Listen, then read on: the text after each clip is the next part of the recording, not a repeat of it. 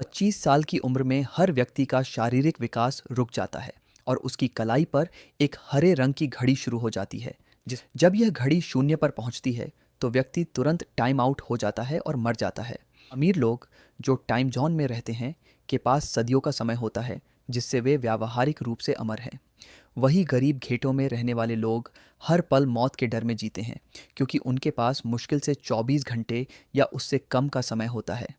Will एक बार में एक 100 साल के नशे में धुत हेनरी हैमिल्टन को फोर्टिस और उसके मिनटमैन नामक समय चोरों के गिरोह से बचाता है। हैमिल्टन, जिसके पास एक 116 साल का समय है, विल को एक गुप्त स्थान पर ले जाता है। सुबह विल देखता है कि हैमिल्टन ने उसे अपना सारा समय ट्रांसफ़र कर दिया है और अपने लिए सिर्फ 5 मिनट छोड़े हैं। हैमिल्टन विल को उस समय का सदुपयोग करने का आग्रह करते हुए पूल में चला जाता है और टाइम आउट होकर मर जाता है। लियोन को लगता है कि विल ने हैमिल्टन को लूट कर मार डाला है। वह विल का पीछा करना शुरू कर देता है। वह अमीर क्षेत्र न्यू ग्रीनविच की ओर भाग जाता है, जहां वह अपनी नई पहचान बनाकर घुल मिल जाता है।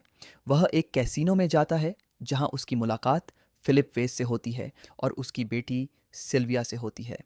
फिलिप एक टाइम बैंक का मालिक है और सिस्टम का संरक्षक है। सिल्विया, जिसने कभी समय की कमी नहीं देखी, अपने ही पिता के टाइमकीपर्स द्वारा पीछा किए जाने पर विल के साथ भागने को मजबूर हो जाती है।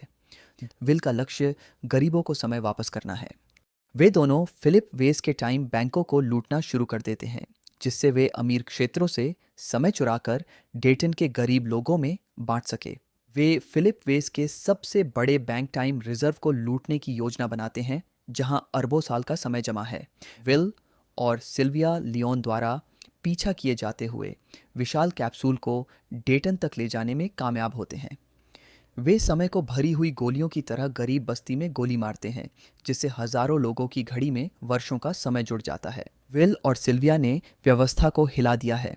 गरीब अब अमीर क्षेत्रों में भाग रहे हैं, अपनी नई आज़ादी और समय का आनंद ले रहे हैं। वे टाइम रिजर्व को खाली करना जारी रखते हैं, ताकि हर किसी के पास समय की अनंतता हो, ताकि हर व्यक्ति आज़ाद हो सके और कोई भी समय की कमी से न मरे।